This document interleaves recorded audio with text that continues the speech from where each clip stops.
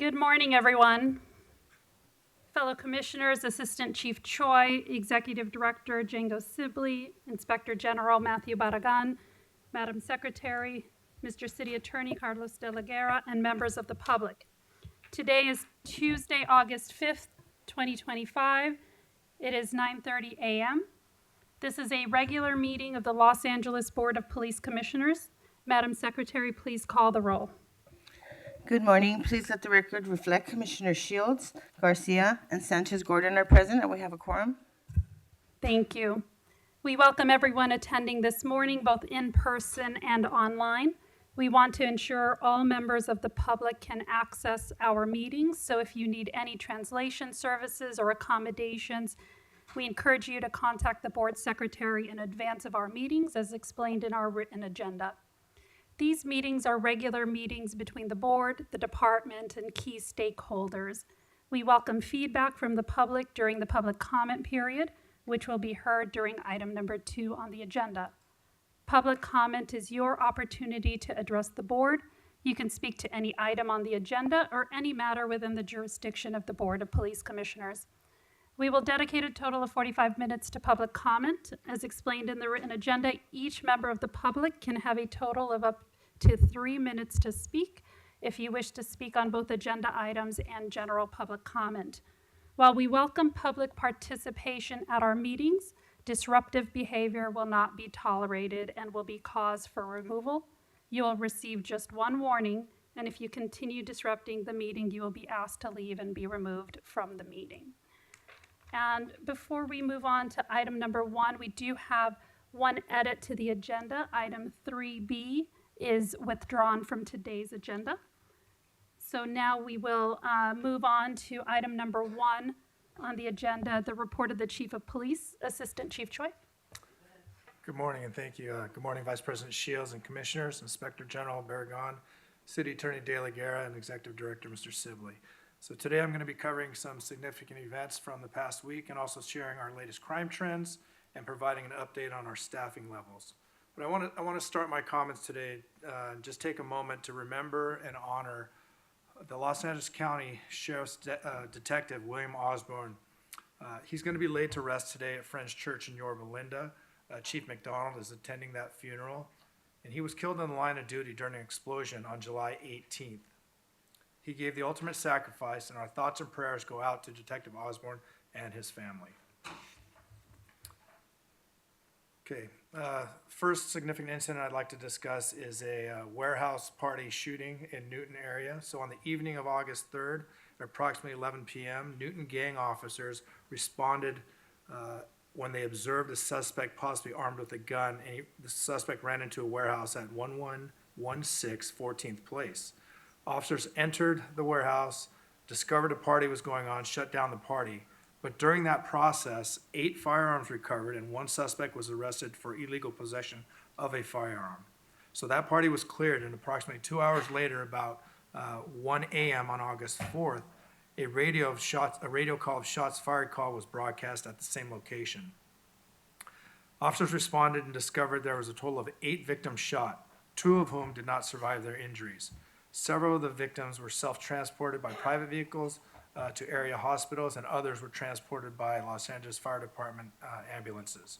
Currently, 2 victims remain in critical but stable condition, and the other victims are in stable condition. While the officers were at scene attempting to establish a perimeter to preserve a crime scene, they were met with a hostile crowd. Officers deployed a skirmish line. This effort was effective and no uses of force occurred. Separately, while at California Hospital, a group of people attempted to force their way into the emergency room, necessitating a second skirmish line. This incident resulted in a single use of force, but no injuries were a result of this skirmish line or use of force. The investigation is still developing. There's a great deal of evidence that needs to be reviewed and analyzed. Central Bureau Homicide is leading this investigation. We also had an incident in North Hollywood, a hot prowl burglary.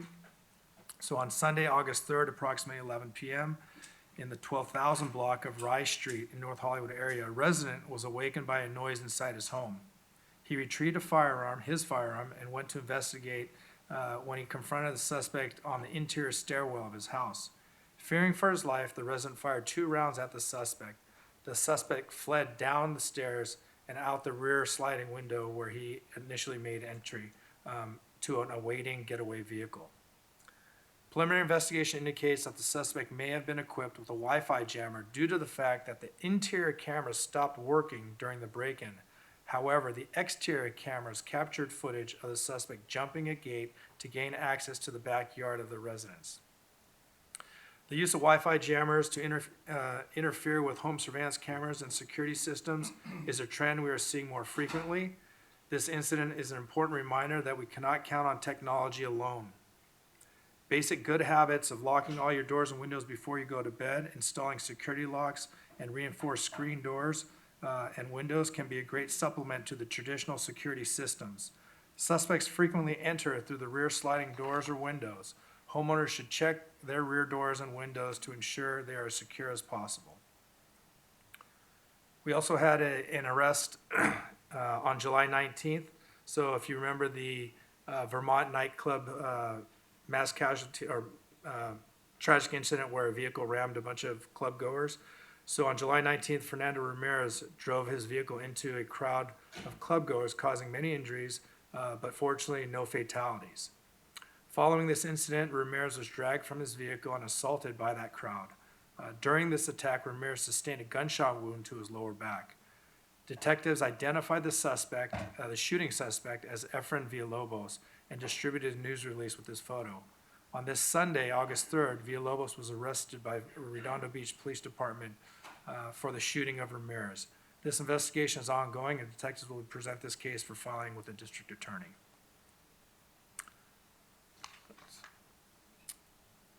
And then also, I think we've all heard about some of the burglaries in the Encino area. So on Thursday, July 31st, there was a community meeting to address some of these crime issues.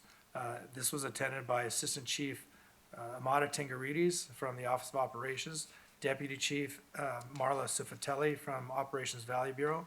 Also in attendance were the Encino Property Homeowners Association and other residents of the Encino community. Mayor Karen Bass, State Senator Henry Stern of the 27th District, LAFD Fire Chief Ronnie Villanueva, Commander Liam, and Captain Wendling were also all present. This neighborhood continues to experience a great deal of concern about resident safety given the recent notable crimes in the area. During this meeting, the officials in attendance responded to questions and addressed many of the community's concerns. Some of the topics covered were a regional real-time crime center, the drone as first responder pilot program, department resources related to requests for extra patrol and patrols by our Metropolitan Division's mounted unit. And the department's personnel, we also discussed the department's personnel strength and hiring trends. While there's much work to be done, I'm grateful to see that so many community members attended this meeting. The department needs the partnership of the residents and communities we serve when it comes to combating problems such as this. Another noteworthy and significant arrest occurred on July 30th. The LAPD Major Crimes Division, Transnational Organized Crime Section, along with Homeland Security Investigations and the Internal Revenue Service, carried out search warrants and arrest warrants in the San Fernando Valley, resulting in 7 arrests. This was the culmination of a long-term joint investigation that was initiated by our federal partners in 2021. Former NBA player Gilbert Arenas and 5 other defendants, including a suspected high-level member of the Israeli transnational organized crime group, were arrested on a federal indictment alleging that they operated an illegal gambling business in which high-stakes poker games were played at an Encino mansion Arenas owned. Each of the defendants is charged with 1 count of conspiracy to operate an illegal gambling business and 1 count of operating an illegal gambling business. 2 of the defendants were also charged with conspiracy to commit marriage fraud and making a false statement on an immigration document. All of the defendants are currently out of custody except for one, Mr. Gershman, 49 years old, a suspected organized crime figure from Israel. All of those arrested have been indicted by the U.S. Attorney's Office, who is leading this investigation. This long-term investigation is another excellent example of our continued partnership with federal and local partners to disrupt organized crime. Moving on to our officer-involved shootings. Year to date, we've had a total of 26 officer-involved shootings compared to 19 same time last year. This is an increase of 36.8%. And I think Chief McDonald spoke about this in a previous meeting. What we're seeing as a trend in this year's officer-involved shootings versus last year's is there's an increase in citizen observations, creating radio calls of suspects or people with weapons or firearms in public that we responded to. We've also seen an increase in suspects with replica firearms. And lastly, we're seeing a much greater use of intermediate force prior to an officer-involved shooting compared to last year. And then last event that I want to talk about before I go into crime is, I want to remind everyone that tonight is our National Night Out. I believe it's the 42nd National Night Out. In the city of Los Angeles, we have a total of 29 locations where National Night Out will be held. This is an annual community building campaign that promotes police-community partnerships and neighborhood camaraderie to make communities safer and a more caring place to live. You'll be able to meet many of our commanding officers at these locations, including the chief of police, who will be visiting several locations tonight. And I hope everyone finds time to visit at least one that's in your neighborhood. Now, moving on to crime, as of week ending August 2nd, 2025. For the most recent 4-week period, we've seen a 4.3% decrease in combined persons and property crimes compared to the previous 4 weeks. Persons crimes are down 7.5%, or a total of 149 fewer crimes, and property crimes are down 3.3%, or a total of 196 fewer crimes. Homicides year-to-date are down 27.1%, with 49 fewer lives lost compared to the same time last year.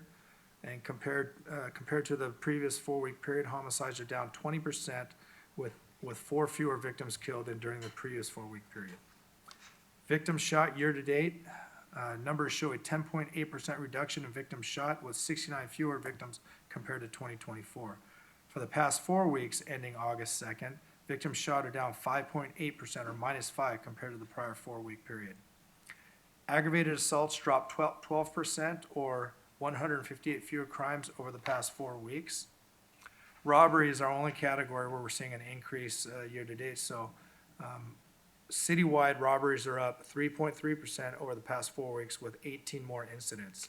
Burglaries, we saw a 3.3% decrease in burglaries citywide over the past 4 weeks, with 26 fewer incidents.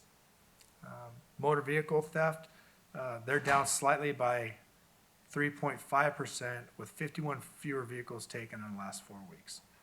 Our personnel strength, our sworn personnel, is at 8699. Our civilian personnel staffing is at 2607, and our reserve officers are at 346. And that ends my report, and I'm happy to answer any questions. Thank you, Chief. And just, Madam Secretary, are folks on Zoom able to monitor the meeting? They are now, yes. Okay, thank you so much. I'll open it up to questions from my fellow commissioners. Commissioner Garcia. Thank you, Chief. No questions. Commissioner Sanchez Gordon. Welcome, Chief. I congratulate you again on your promotion. I don't have any questions. Thank you. And thank you, Chief, and also congratulations and major condolences to all of the family and friends of the fallen sheriff's deputy, detective, and the entire sheriff's department. And thank you for the report and the number of significant arrests that were conducted, and also the community partnership programs that are being conducted across the city. I had a question about, since we've had the protests coming out of the ICE enforcement actions and the No Kings, protests and parade, there's obviously people in the community who have concerns or questions about, the use of tear gas and the use of, less lethal force. And since I've been on the commission, and I know before this, the department typically prepares like after action reports where it itemizes and details what happened, when it happened, why it happened. Is that something that is in progress, and at what point will the department be prepared to share that with the commission?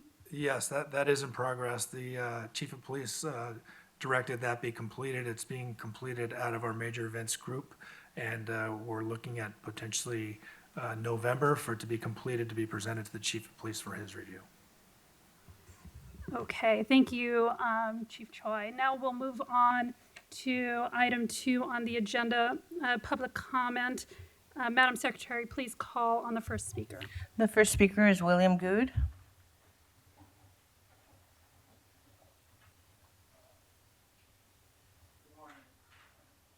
Now,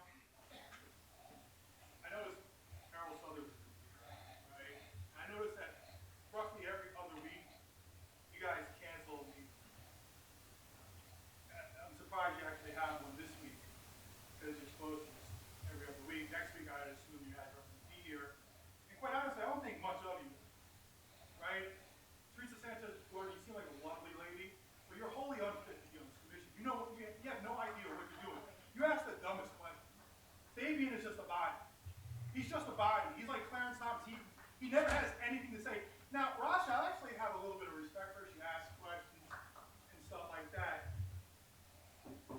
But one thing I'll say, but Rasha, a few months ago, you seemed upset, concerned about the number of cops who were being arrested for DUIs and the lack of discipline.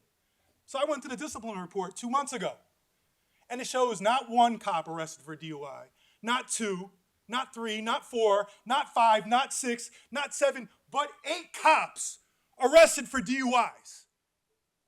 One of them, a detective, drove to work drunk and was at work drunk. If that were any of us, we'd be fired. But how many of these 8 cops were fired? 0. 0. You can get arrested, and you know what? Some of these guys are going to get probation. These are going to be detectives who are on probation, still as cops. Now, you mentioned tonight that you're going to have these community events, and one of them is going to be in the Mission Division. I got an email from Google last week saying that they want to take down one of my pages because there was copyrighted information on it. The page was about this Mission Division Senior Lead Officer, Philip Ruiz. Philip Ruiz is a guy who has been suspended 2 times for beating the shit out of his girlfriend. And after his girlfriend dumped him, he went and stalked her. And then the reason I got this information is because of SB 1421, because of the sexual assault nature. He stalked her at an event and went up to her and grabbed her by the vagina. And this is a senior lead officer.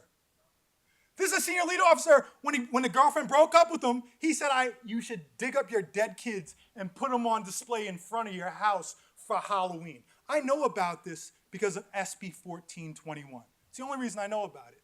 And at the same time, you guys have done everything possible to stop us from getting SB 1421 material. I was just talking to Django about it the other day. When is this going to stop? The LAPD is breaking the law by not releasing this SB 1421 information, and you guys do nothing about it. You sit back and just take it. Enough is enough. Time for you guys to do your job. Enjoy your day. The next speaker is Steve Riley.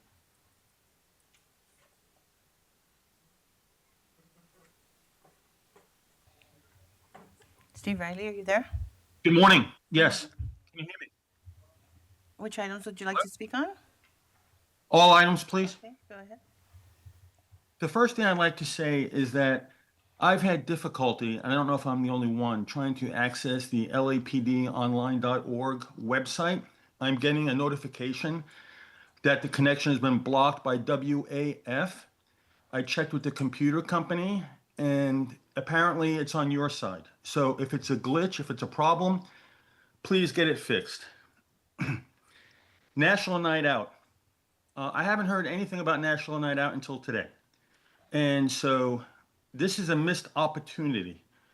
We need to have better communication, and we have to have the LAPD, every division, not only some divisions, participate in National Night Out so that every neighborhood and every community can participate in community policing.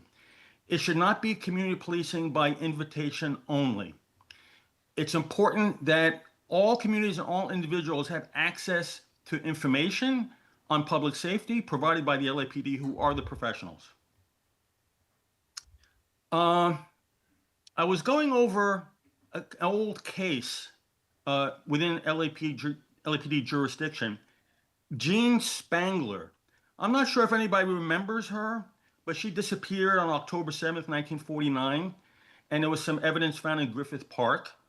And I encourage you to take a look at that case. It has a Hollywood connection. And the reason I bring it up now is there seems to be a pattern of when money and power are involved, investigations either don't happen or cover-ups happen. And this is a theme which seems to go back to the beginning of Hollywood. I recommend to the Police Commission Board and everyone listening, take a look at the book Hollywood Babylon, written by Kenneth Anger. Candace Owens has a book club that is actually discussing that book or has discussed it. You can actually see the chapters. There seems to be a very dark theme going on. We need a police department that is clean, that is efficient, that does the job. For the Police Commission, the policy of 287G, work with ICE. People who are arrested who are a threat to the public safety should be transferred over to ICE in a safe manner. Please, we need your attention on these issues. God bless Los Angeles. God save Los Angeles and the LAPD. Thank you. Thank you. The next speaker is Audit LA. Can someone assist with the microphone, please? Thank you.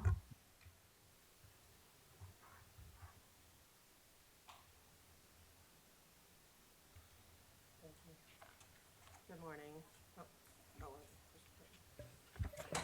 All items, please. Hi, I would like to talk about the National Night Out. I do like National Night Out. I do believe in community involvement and getting to know your SLOs and stuff. But there's one place and I've sent emails to you all, so I hope you've read it. I don't want any officer or any firefighter going to, and that's at Scientology's Big Blue building. And there's numerous reasons, okay? Because what they're doing, it's a PR event, okay? They want to say, oh, look, here we are. LAPD approves of us, okay?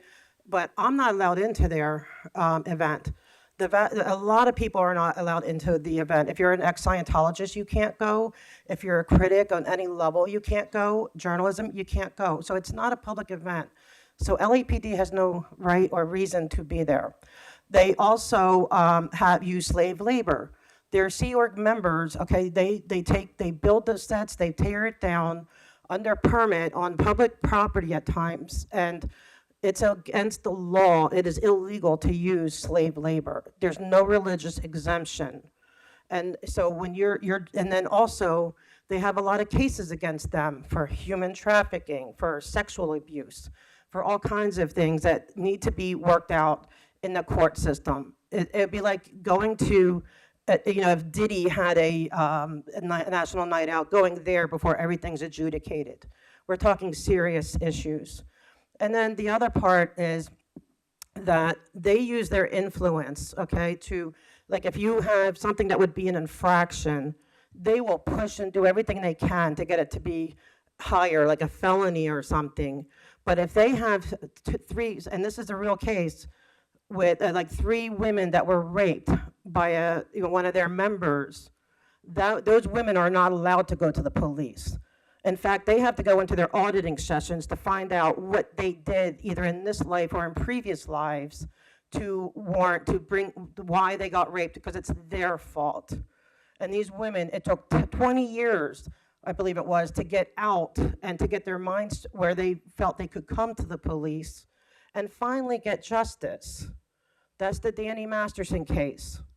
And even your own officers and the DA's office claimed that they were fair gamed by LAPD. Look at the LA Times, April 4th, 2024 article on that. So this is what you're supporting. This is what you're agreeing to. This is what you're saying you're okay with. If any officers show up. Now, I'm going to be showing up, even though they will not let me in. You could come with me and see if they will let me in. They will not, because I'm a critic. They will not, if I have any of their previous people left it, they're not allowed in. Their neighbors aren't allowed in because they have complained about noise, etc. Please don't go. The next speaker via Zoom is Blue. All items, please. Thank you. Go ahead. You know, this week in the paper, I read Commander Liliana Carranza won her appeal after already defeating the city in court. Of course, the city is fighting the initial judgment, costing the city even more money.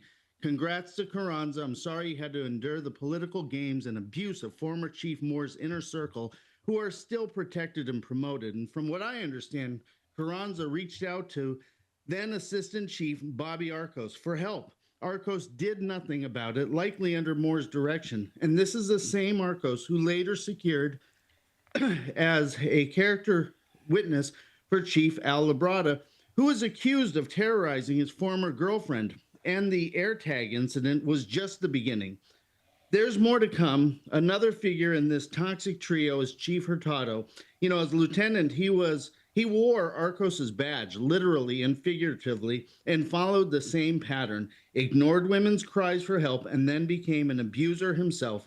One female officer who happens to be the daughter of another officer in his bureau had a relationship with Hurtado while under his command. Now Hurtado was promoted chief, just like Labrada. This trio, Arcos, Labrada, and Hurtado, are often seen socializing with Jason, a known figure in Hollenbeck, at his business and home in West Covina, conspiring, creating false narratives against those who would speak against them while manipulating promotions and personal gains. They represent a culture of lies, manipulation, womanizing, and abuse. This mocks the integrity of the badge. Let me be clear. Hurtado began a relationship with a woman he met at an LAPD Wives Club event, Cynthia. He broke up families and been issued stay-away orders. And what do, Chief McDonald? You promote him, a person that's part of a deeply misogynistic culture. You put him to be the boss of two other experienced, qualified female commanders, women that have more time on the job, and now they have to report to a man who's abused his power and those around him. That's not leadership, that's politics at the cost of integrity and public trust. The people are not stupid. Your connection with USC is no secret. Dr. Southers, the same man who hired you, publicly praises Hurtado on social media, stating he is one of his proud accomplishments. The same Hurtado who's now protected while women's complaints and his misconduct are buried. I actually live in this city, like the commissioner sitting next to you. Well, you're not here today, Chief, but we pay property taxes to fund a department that is supposed to serve and protect, not protect predators in uniform. Mike Moore's inner circle you continue to promote is costing the city millions of dollars. Jim, you're listening. Follow your heart. Remember, you once refused to remove ICE from the jails, and it cost you re-election. But at least you stood for something. The next speaker is Andrew Gravener.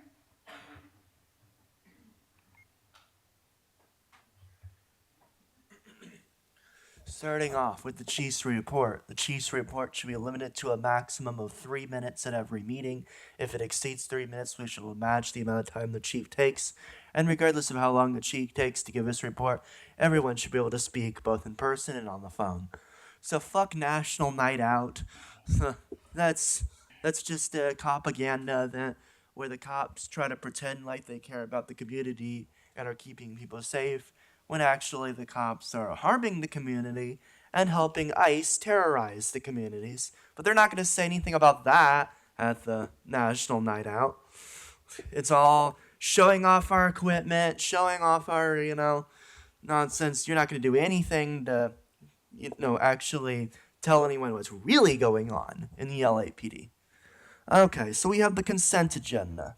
So we have item 3C, which is a donation for a police service dog for the Metro K9 unit, Splatoon. So it does not say which kennel the dog is coming from. So for the information of the public, can we find out where that dog is coming from?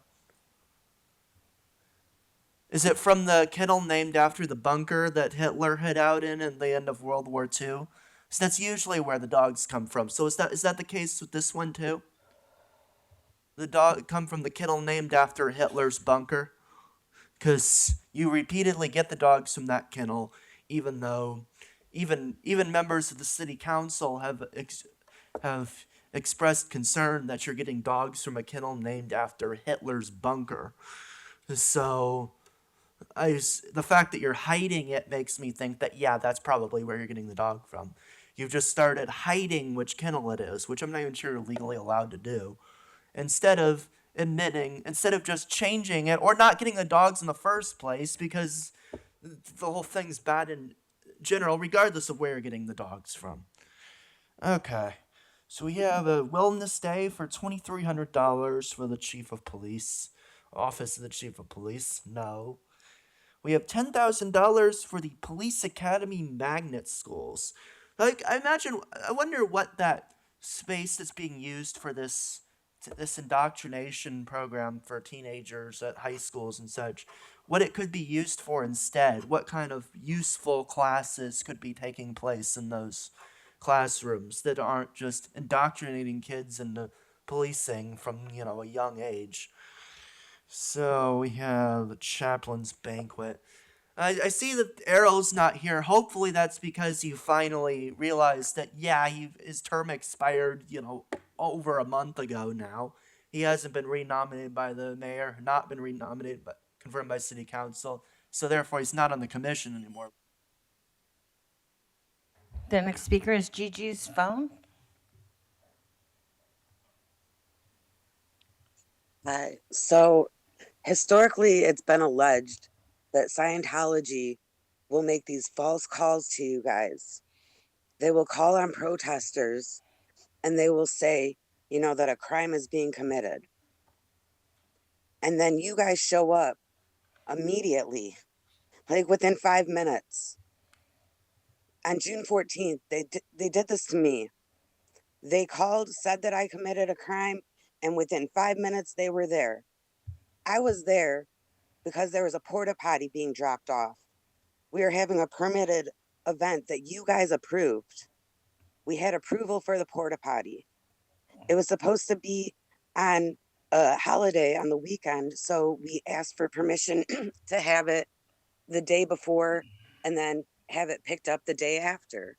And we had emails and everything with Corwin about this, giving permission. Those officers came up. Within 5 minutes, they were there.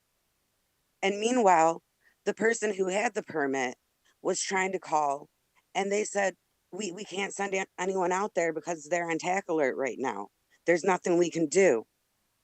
I was being harassed by 3 grown men on bikes on the public road, on the public easement, just doing what I, legally could do.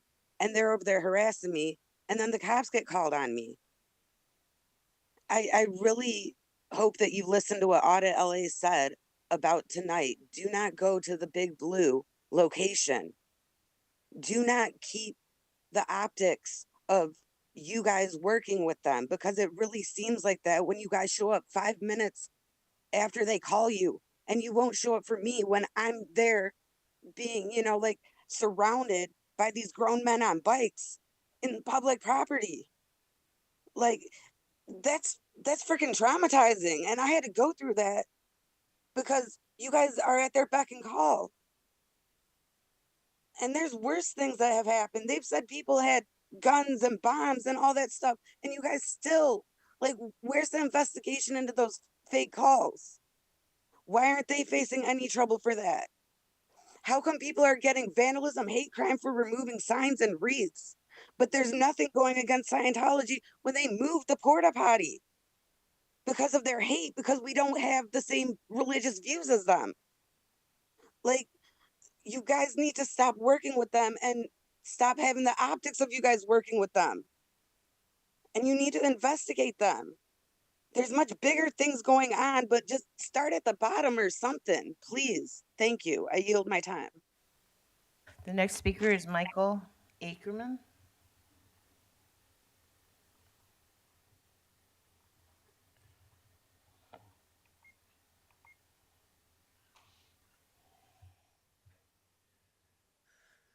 The purpose of public comments is to inform the public as well as officials, so I hope you are all listening. The police are refusing to make required records. They are refusing to do serious investigations. Normal oversight has failed. The next step should be to publicly ask the governor for the highest level of oversight, which is the National Guard. If you are unwilling to make this zero-cost request, the public deserves to know your reason. Thank you.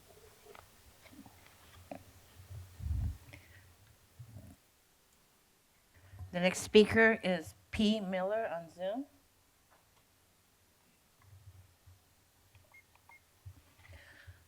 Yes, P. can you Miller? hear me? Yes. Which items would you like to speak on? All. Okay, go ahead. Okay, thank you to our LAPD officers and to the many agencies providing mutual aid during the protests and riots, including the National Guard. So much has been asked of you in the past 7 months. It is important to maintain a positive professional relationship with all fellow law enforcement agencies. Chief McDonald certainly has those relationships and is well respected. And that is a good thing, commissioners, because when the number of LAPD officers is this low, come 2026, 27, and 28, LAPD will no doubt need those relationships and interagency cooperation. California already had a terrorist attack in 2015. We cannot be naive and dismiss the high likelihood of terrorists awaiting the upcoming international events in LA. We do not need the recent political theater or grandstanding by local and state politicians. Frankly, they're an embarrassment, and they play a dangerous game that puts law enforcement and law-abiding citizens in the crossfire. There should be charges filed against any politician who threatens to dox law enforcement or appears to incite gang members to take action against LAPD. We have an excellent chief and global reputation of the LAPD. Yes, both attract great applicants to the LAPD, but future and current officers need to know that city leaders support and want to work with them, and that includes council members, field deputies. Regarding the recent protests and riots, we need to unmask the paid agitators who assault officers and destroy city property. Who are they? Who is paying them? That information needs to be reported and actually investigated by the media. We're so tired of hearing mainly peaceful protests and seeing cement bricks and explosives hurled at our officers. Of course, the unmasked anarchists, Antifa, and nonprofits lining their own pockets are always overjoyed with protest and chaos. Fortunately, citizens have awakened to the truth and are reclaiming their support of law enforcement by approving Prop 36 and electing LADA Hochman. Now, if only the governor will honor the will of the people and support Prop 36. And commissioners, please, where are those care courts for the homeless the governor promised us? The vacant commissioner's chair would like to suggest bringing diversity of background to the commission, maybe an accountant, an engineer, small business owner. I think we've had enough nonprofit executive directors. And we support 3C, the canine officer for the Mounted Patrol. Thank you so much. The next speaker is Jerome Tarver. Jerome Tarver.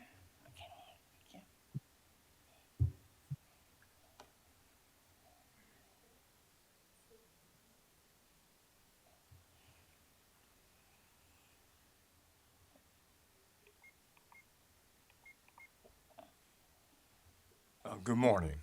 I'm here today on a procedural matter regarding an application for a parade permit for Dr. Dove and the Kingdom Day Parade. We're questioning why was the permit granted and then surreptitiously rejected without cause or without notice.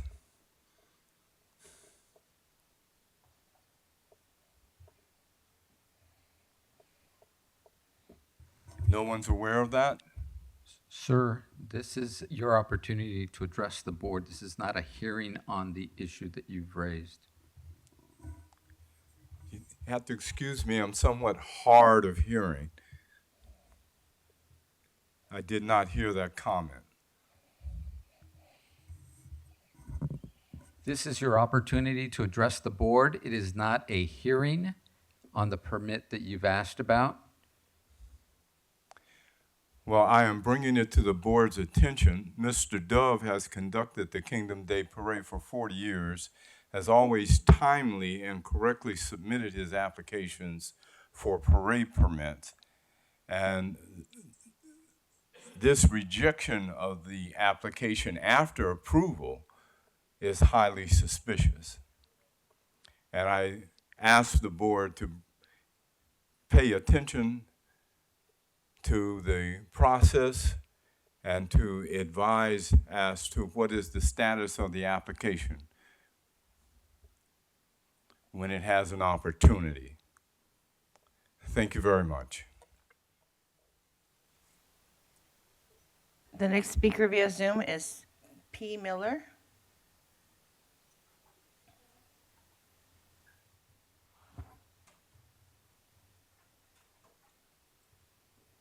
P. Miller, are you there? Okay. The next speaker, John Avalos, in person.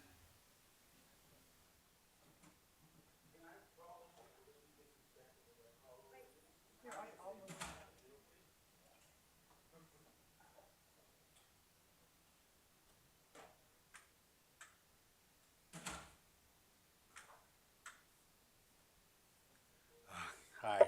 Last week, time just flew, so I'm gonna look at the clock. A quick joke. I almost did not make it inside because the machine, it kept beeping, and I took things off. It beeped again. You know, the machine to check on if I have any guns or anything. I kept going in and out, and they weren't gonna let me in. So guess what? I have a hip. I have one of those titanium hips on my left. That's what made the noise. When I die, they're gonna cremate me, and that titanium hip will be left over for my family. Anyway, man, I had an agenda last time. The first thing I wanted to say is,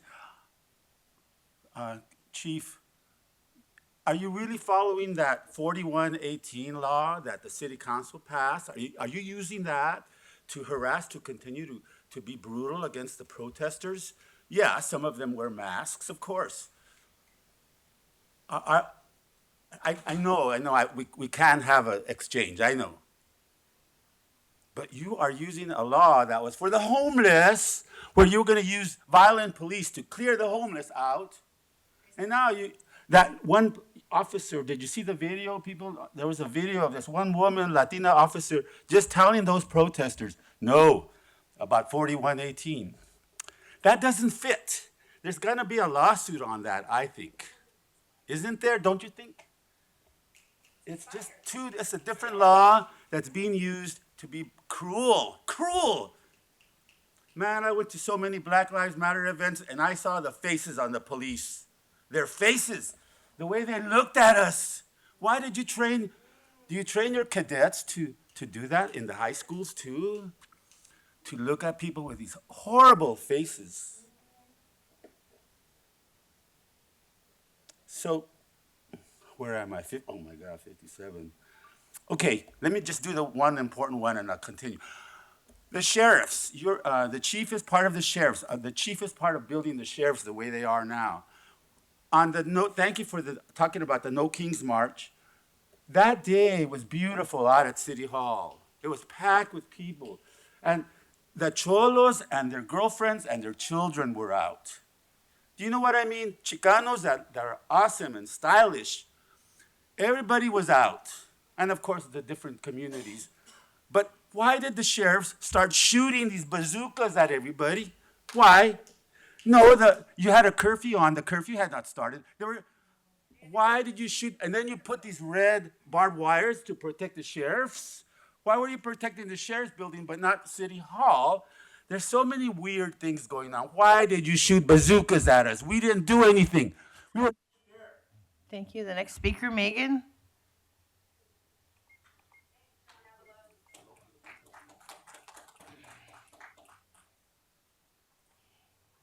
Why does the city council need to introduce a resolution stipulating that LAPD cannot work for ICE on their off duty? Is that happening? You might as well tell us now because it's gonna come out. On the agenda today, 10K for the Police Academy Magnet Schools program. The idea that LAPD should be anywhere near children. Let's see, like, what's the latest on upstanding LAPD behavior that makes them such good role models for children? Inappropriately touching corpses. That just came out in the discipline reports, and it's not the first time. Let's see, a detective and chaplain who secretly filmed men's genitals, including here at LAPD HQ and all sorts of other places. He's being charged in Anaheim, but not here. LAPD has no business anywhere near children. None of you do, because you're all sitting here smiling and weakly telling these assholes what a great job they're doing and how proud you are of this department. Lord have mercy. LAPD murders of civilians up 36.8%, and it's Choi's position that it has nothing to do with the LAPD. Up 37%, while the civilian shooting rate approaches a 60-year low. The homicide rate is at a 60-year low. Here's the Honorable Board of Police Commissioners cheerfully approving all of it, happily signing off on new military weapons. That's also on the agenda today. LAPD wants to procure military weapons so that LAPD officers can purchase them privately? What is that? And use them while they're on duty. The correspondence from McDonald's states specifically that the purpose of those is use of deadly force. Disgustingly, the correspondence also states this bald-faced lie. Firearms and their corresponding ammunition are used to defend against an imminent threat of death or serious bodily injury. Just the biggest load of shit I've ever heard in my life. I've watched a lot of videos of LAPD shootings at this point, and that situation just doesn't describe any of them. It doesn't describe the death of Linda Becerra Moran, shot dead while holding a knife to her own throat. It doesn't describe the death of Yang Yang, shot dead in his parents' living room in the middle of a mental health crisis, while the officer who did it was standing in the doorway with a door that just could have been shut again. It doesn't describe the death of Valentina Orlana Peralta, shot dead in a Burlington coat factory trying on quinceañera dresses. What about the death of Hugo Kachua, shot dead by an off-duty LAPD officer because of an argument over a fender bender? But sure, let's give them military-grade weapons. The fuck is wrong with you people? And I do mean you, Matthew, and you, Django, and all of you up there. Shame on you. The next speaker is Jonathan Foster.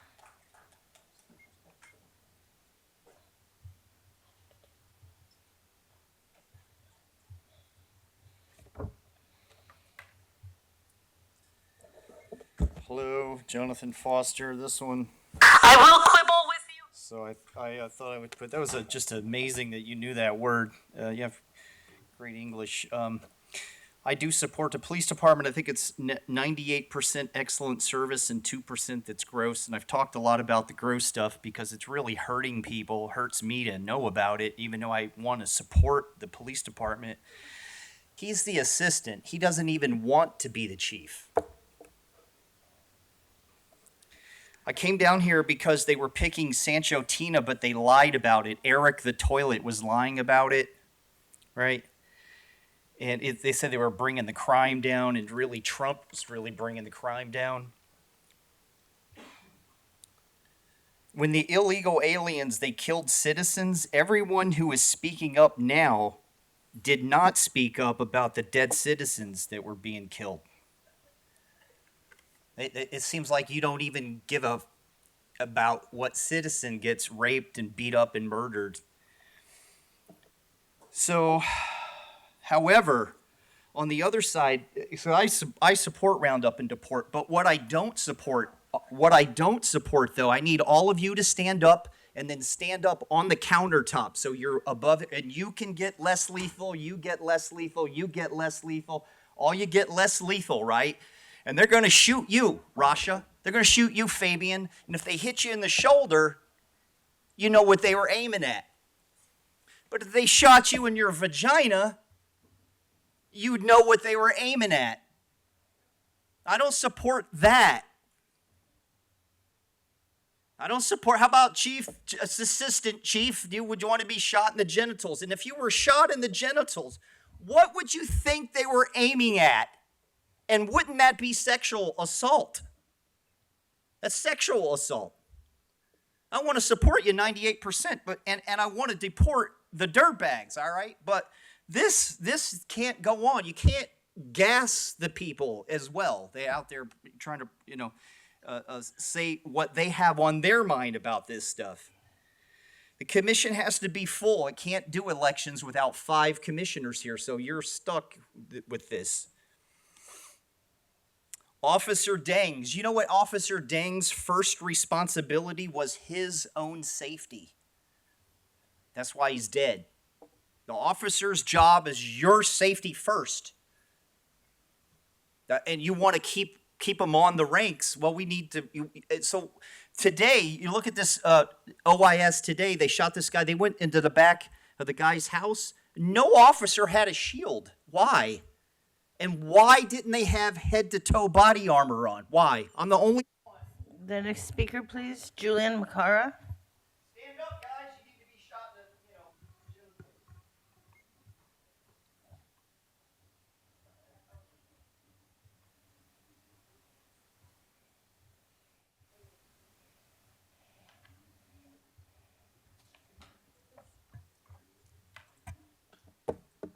Hello and good morning. My name is Julian Alexander Makara. I would like to hope you're all having a great day. These comments are related to reflections of LAPD's actions toward ordinances 5507 and 4118. I'm requesting for the board to form a subcommittee to develop formal protocol to guide protesters during gatherings and receive complaints to realize expedited results. November's way too long, and 14 days with the investigations team is way too long. We're not assaulting nor damaging property. However, interactions with LAPD are the same: aggression and intimidation. Last week, right after speaking with you, I went to the city council and I was manhandled by a senior lead officer for trying to de-escalate a situation. Amazing timing. If LAPD is in fact not aiding as a security force for these federal agencies, then let's act accordingly and identify the bad fruits within the department, extending these orders. Fulfilling the first clause of Ordinance 5507 states it is imperative that individuals engaging in peaceful, expressive public activity and law enforcement personnel dedicated to protecting such activity be allowed to do so without injury. Without injury extends to both parties, the police officers and the protesters. Many of these individuals were very correct when they're advising that initial safety is being put on the lives of the officers when their training is de-escalation. I, as a behavioral therapist, am assaulted consistently by my special needs students, many of whom are larger than I am. Imagine I put my hands on your children. Imagine. Your training is far more extensive. I kindly ask that this aggression be checked by the development of this oversight committee. 14 days is too long. November is too long. Find the bad fruit so your children can look at you in the eyes with respect, please.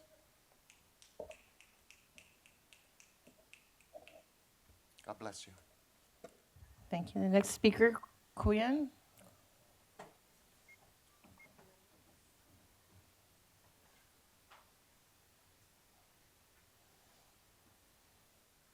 Okay, let's start with your Assembly Bill 481 increase that Megan already mentioned. We have always known that the function of police is protect property and white supremacy. And Assembly Bill 481 requires that California agencies obtain approval when acquiring military equipment and weaponry. Now, you can continue to protect private property and white supremacy with even bigger guns. LAPD is requesting approval to increase the allowed quantity of a Geisel carbine 5.56 millimeter rifle. And while LAPD claims that this Geisel rifle request is, quote, just for private purchase, make no mistake that this is another armament expansion cloaked in technicality. This board is being asked to approve yet another semi-automatic military-style weapon for on-duty use. A 5.56 carbine is designed for, quote, speed, accuracy, and combat. What is the need for this in our communities except for murder?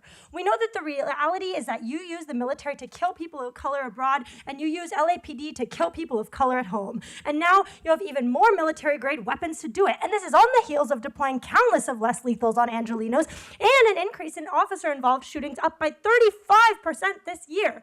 LAPD constantly mounts full-scale counterinsurgencies on the people of LA, shooting rubber bullets at people's heads and groins point blank and expanding their cache of lethal weaponry via their increase in quantity via Assembly Bill 481. And this equipment is only expanding the department's ability to kill. And speaking of rubber bullets, by the way, you said that sometime around November, you may have an after-action report to be presented to the chief of police for his review on all of the protests that happened in June.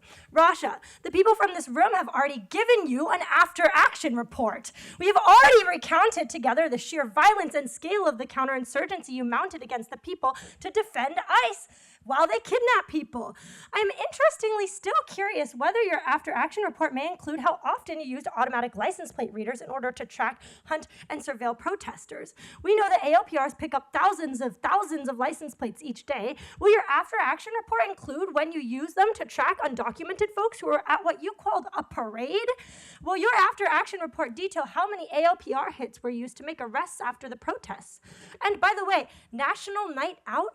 National Night Out was when the community came together the weekend of June 6th, 7th, and 8th, and LAPD showed up too, with their extensive cache of guns. And it just so happened that you turned your guns against the people. And when the people tried to stand up against the terror that ICE has been raining on us, LAPD waged on our communities since their very inception a full-scale counterinsurgency. That night out, let that night out be exemplative of how you show up when the community has a genuine night out. Fuck you, I yield my time. The next speaker is Grace Z. Ma'am, this is your first warning. You'll have an opportunity for public comment. Next speaker. All of you on this board are just actors in this tired play of police oversight, reading your lines while the LAPD arms itself to the teeth, indoctrinates youth, and expands its surveillance dragnet unchecked. You don't protect the public, you protect the police. Your job is not justice, it's laundering brutality through bureaucracy. Item A is a disgusting example of this. Like they already mentioned, LAPD is asking to increase the number of military-grade Geisel rifles for private purchase by officers. This isn't about options, it's about outfitting cops with more powerful tools to murder our communities. Let's not play semantic games. These weapons are built for war, and this city is already a battlefield for Black, Brown, and poor Angelenos. Officer-involved shootings are up 35% this year from the 4-year average, and your response is to nod along while the department increases access to semi-automatic rifles. This is not about policy, it's about blood. It's about arming state mercenaries who are already judge, jury, and executioner in our neighborhoods. And then $10,000 for the Police Academy Magnet Program. Stop pretending this is about education. This is grooming. LAPD is targeting working class Black and brown kids with glossy brochures, fake field trips, and false promises of stability, only to funnel them into the very system designed to surveil and destroy them. This isn't mentorship, it's militarization. They're not guiding youth, they're recruiting them into an institution that will train them to harass, jail, and kill their own people. This isn't a donation, it's an investment to reproduce white supremacy through Black and brown bodies, and they want applause for it. Programs like PAM are the state's way of cutting off resistance before it starts. They're counterinsurgency disguised as opportunity. LAPD is not empowering youth, they're stealing their political imagination, training them to submit, salute, and serve a regime that feeds off their communities. This is psychological warfare, and every single one of you is enabling it. But it doesn't stop there. While you parade these donations as public benefit, LAPD continues building out its real-time crime centers, localized spy hubs built into every single 21 divisions, designed to collect, integrate, and weaponize data from every corner of the city. Cameras, drones, license plates, 911 calls, social media. They're feeding all of it into a surveillance machine that talks to ICE, DHS, and the FBI. This isn't about crime prevention, it's about control. These RTCCs are localized fusion centers built to criminalize, dissent, and track threats, which in LAPD eyes we know means Black people, immigrants, organizers, poor people, and anyone who dares to fight back. You've received millions in grant money to build this surveillance state, and you've rubber-stamped every single dollar. You're not neutral administrators. You're collaborators in domestic warfare. And don't think your silence will protect you. History will remember. Hamed Khan, please.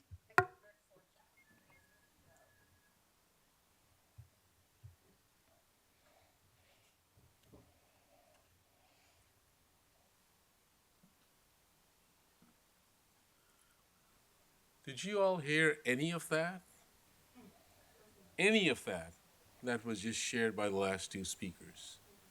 Clearly laying out the whole mechanics and the infrastructure of state violence. State violence that we live, we breathe, we walk in, we drive through. Of course, Pavian doesn't give a fuck. He's busy. But does it even land at all? And when you're rubber stamping and rubber stamping and rubber stamping, do you even ever pause as to what the community has been saying? And now you're going to sign off on more weaponry. When you've seen it on videos that your officers are, and we're going to have to keep on repeating that, are shooting at people's groins and their heads, targeted shooting. Tear gas, rubber bullets, grenade launchers, high-powered rifles, AR-15s, helicopters, drones, tanks, on and on and on. And then when you add this massive architectural surveillance, what does that mean? What does that mean? So you use the term, we've heard the term counterinsurgency over and over and over again. Does anything that you all do have anything to do with public safety? We know who the public is in that term, public safety. These are white, rich folks, rich neighborhoods. Because this face, those faces, many of those are not in that public when we talk about public safety. Because these faces are the faces of the insurgents. Rasha, you've been a prosecutor and you've been a judge. You know, there's a lot of conversation about culture wars. But culture wars don't stop at sexuality or gender or race or class. These are subsets of culture wars. That the culture of the street needs to be decimated. The culture of the street that people have built in Skid Row as residents needs to be decimated.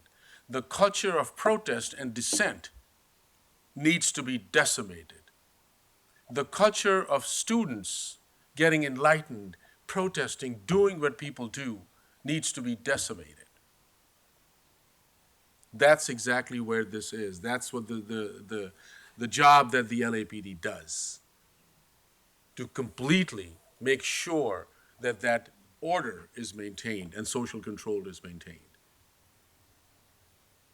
Any after-action report? But what happened to the letter we sent about the massive license plate readers and how they play out on March 2nd? What about the April 15th letter, where we meticulously in 10-page laid out that the sanctuary city is a myth? Any response to that? No, because you don't have the courage to do that. The next Thank you. speaker, please. We have exceeded our 45 minutes, but we will take a few more in person. Thank you. Okay, Gina Viola.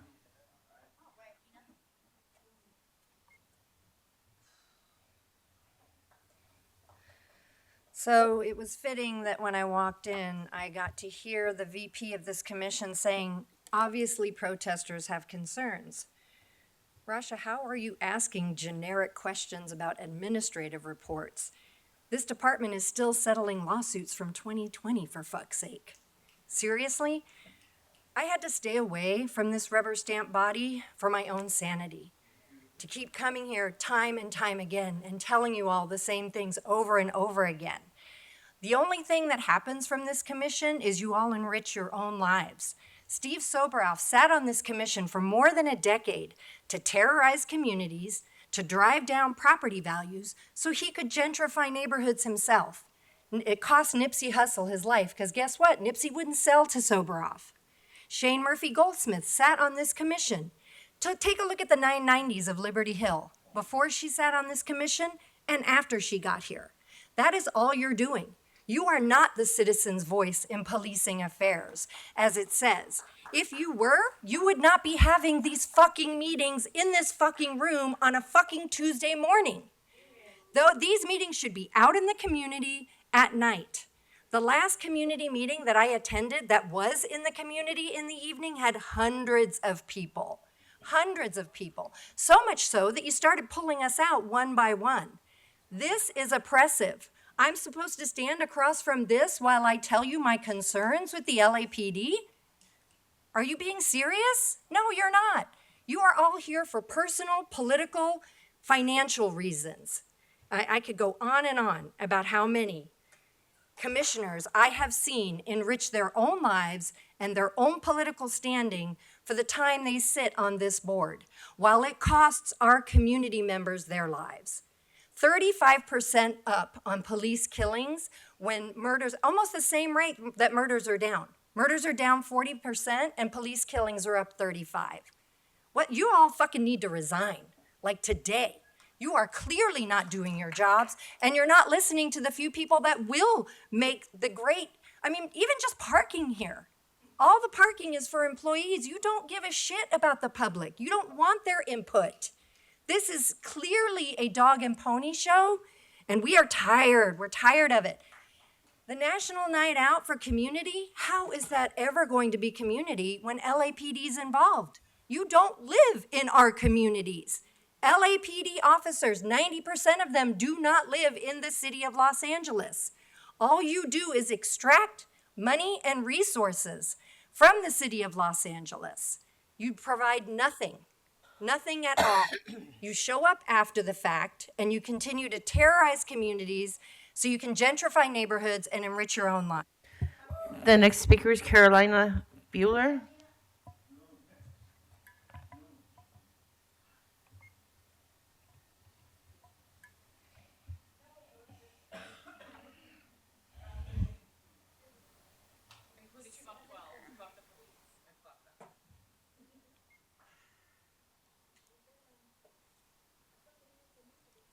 Okay, let me see. Hello. Okay. My name is Carolina Bueller. I am a candidate for governor of California. Thank you. And I came here with a prepared statement, but after hearing all y'all, I am so incredibly proud of the people of LA. The system is completely backwards. You guys should be here, and you all should be in office. You all should be in power running the city of LA. That's the way it should be, okay? And I think you know it. I also want to let you know there's something called institutional negligence. Have you heard of it? I have. I've heard of it. And there's something else. I think you've noticed. It's been documented. And you know what happens when it gets documented? We can actually get you out of office. We can sue all of you. And we can make it so none of you ever serve the public again. And I'm not kidding. Check my record. I've been at work. That's all for now. The next speaker, Taylor Smith.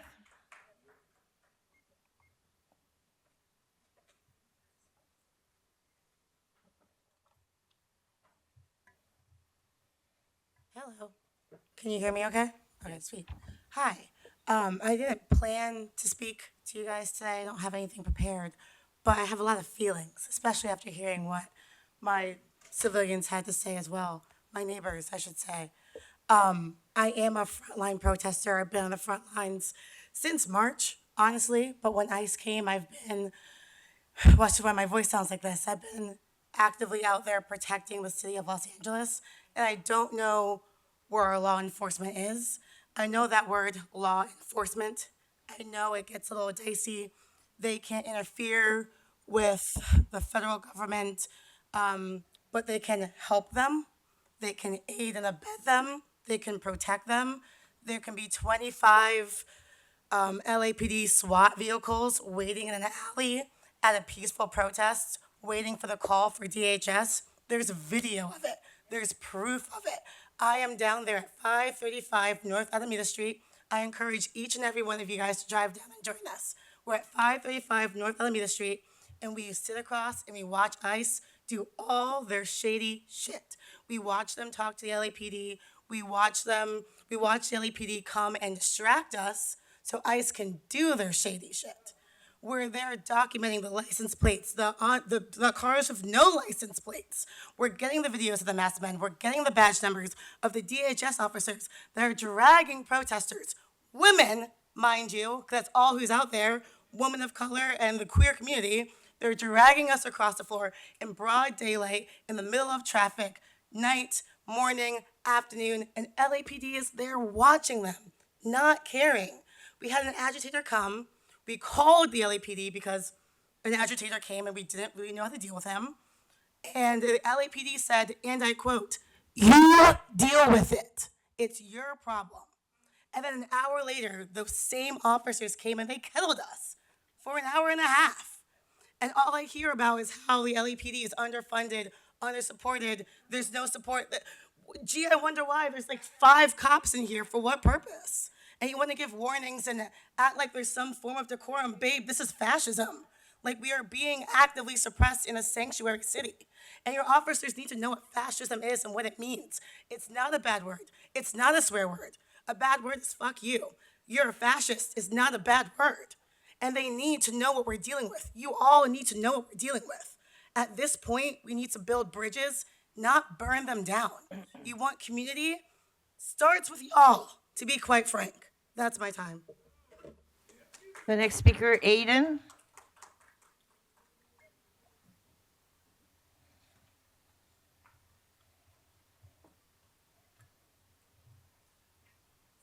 Happy Tuesday, pigs, constable. I didn't really prepare anything either. I've been kind of busy, and usually I honestly cheat off of their homework. But I'm here today because someone has to be here, and it shouldn't fall to the same people every week. Here's what I have on my agenda. Pigs don't need more guns, they need new jobs. You know, a bunch of the National Guardsmen, or at least 2, I think, did not renew their enlistments following their deployment to LA. I think some 50 out of the 70, it is undetermined as to whether they will return to the force. That's really neither here nor there. You know, I know you guys work together, and I don't really see enough cops quitting, but I would encourage each of you on the board. Dominic, I've never seen you before, welcome.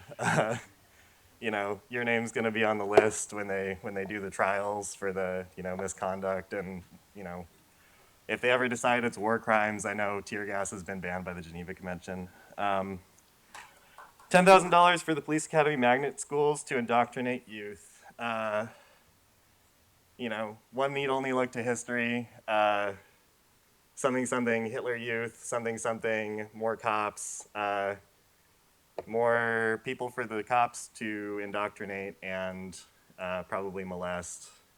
Seems like a bad idea, you know. Cops shouldn't be in schools. They should be finding different jobs and hoping to be reintegrated into society to save their mortal souls or whatever. I was reading up on Mr. Sibley here. The only things that I really found were about how he used to be an unarmed cop, and he came to the U.S. to, you know, take on crime and bring his teachings here. This is also the first time I've seen you in the meeting. I'm curious to know what you've learned since you've been here and what you've been able to teach, because if you look around, I don't really think that the cops are learning, and I don't really think that you're effective, so you might consider doing something else too. Let's see, police attack citizens and women. Someone was just talking about that. You know, they can't really be helped. They get confused. It's what they do at home. You know, they bring it to work with them, and no one ever taught them not to. People talk a lot about how, and what's his face, you know, was saying, oh, you know, it's 2% bad cops and 98% good ones. Well, I have news for you. If you are a good one and you watch other people do bad things all the time, which it's been widely reported and documented that they do, and you don't do anything, that makes you one of the bad ones too. And so Matthew, Dominic, Django, Fabian, Rasha, we all know your name because it gets listed out. I can't read those fucking names, but all of you guys are on the list of people who are sitting around rubber stamping shit and doing nothing. Fuck 12, free Palestine. The next speaker, Sheila Bates.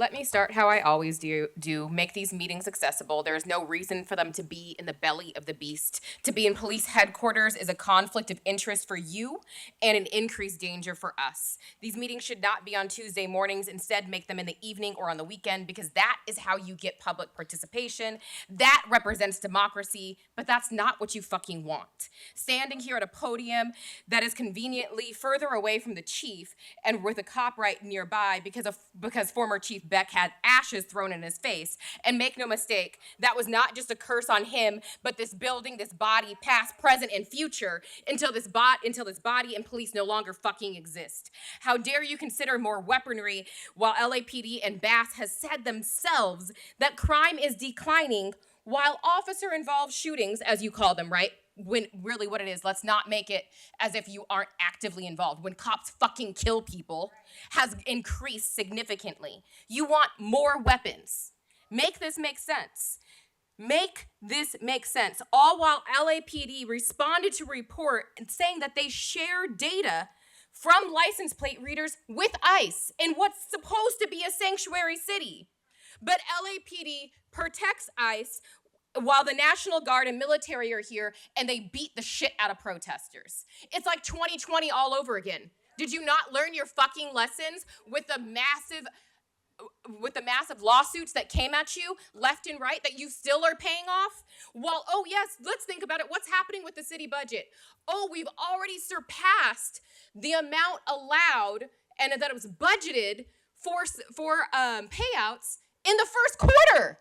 In the first quarter, while we are in a budget deficit, while this jackass gets paid almost $500,000 a year. And that's not even including your fucking benefits, when you shouldn't fucking be here. When these assholes, yes, including you, gets paid almost $97,000 a year to fucking start. This is not what crime prevention looks like. This is not what public safety looks like. Public safety looks like these people standing here. Public safety looks like the fact that I didn't want my interns to walk in this building by themselves because I was concerned about them walking in the belly of the beast and getting beaten and getting arrested and no one knowing who they were. Because these are black college students who came to told you to fuck off. And they are concerned about standing up here and saying it themselves because they know they're surrounded by cops. This is unacceptable. This is not where these meetings should take place. This is not what this should look like.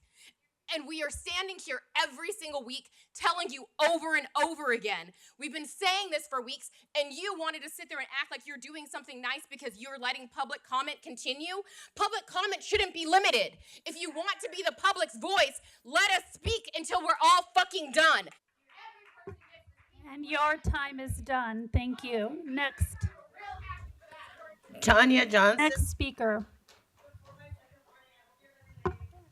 Tanya Johnson. Okay. Tania.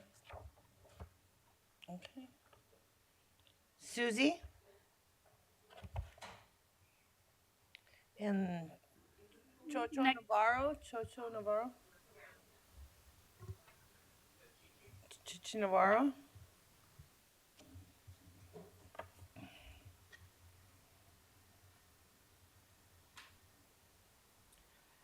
Good morning. I am here today to demand justice and accountability for Linda Becerra Moran. According to Los Angeles Times, Linda was a 30-year-old transgender woman who called 911 from a Pacoima motel, reporting she was being held against her will and possibly trafficked. LAPD officers responded with guns drawn, and body cam footage released by ABC7 shows officers speaking with her as she paced the room, visibly distressed and showing injury to her head. The San Fernando Valley Sun reports that during the encounter, Linda held a kitchen knife to her neck saying, "Kill me then," before moving slowly towards officers who then fired, striking her in the chest. She was hospitalized and then died weeks later.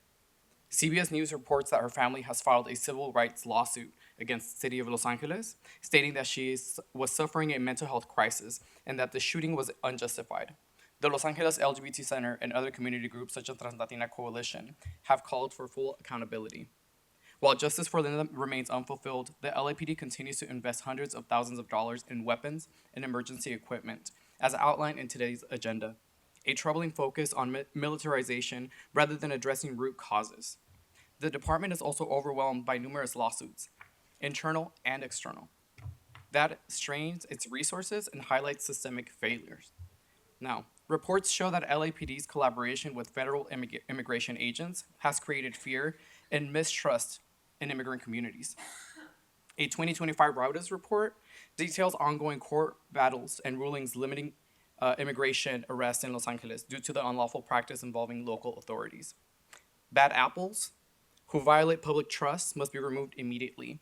Instead of funneling funds into more weapons and militarized policing, resources should be redirected into community programs, education, housing, infrastructure, and social services that build safer neighborhoods and prevent tragedies. Justice for Linda Becerra Moran and real safety for our city demands your leadership, accountability, and a genuine commitment to invest in people. So please do what's right. That is the last speaker. Thank you. That ends the public comment session. We will now move to item 3 on the agenda.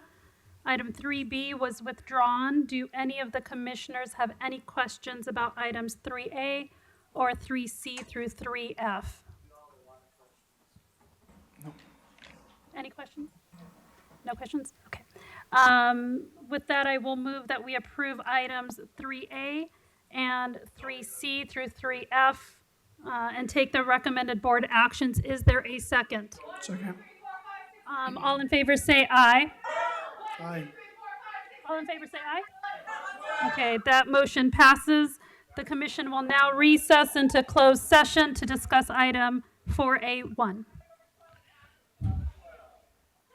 The Board of Police Commissioners will now recess into closed session to discuss number 4A1 in accordance with Government Code 54957. The commission is back in open session. The executive director will report out. Mr. Sibley. Thank you. So with regard to item 4A1, which is officer-involved shooting 044-24, at the regular meeting of the Board of Police Commissioners on August 5th, 2025, during the closed session, the board made the following findings by a 3-0 vote. For tactics, tactical debrief, 1 Sergeant 1, 1 Police Officer 3, and 2 Police Officers 2. For drawing and exhibition of a firearm, in policy, no further action, 1 Sergeant 1, 1 Police Officer 3, and 2 Police Officers 2.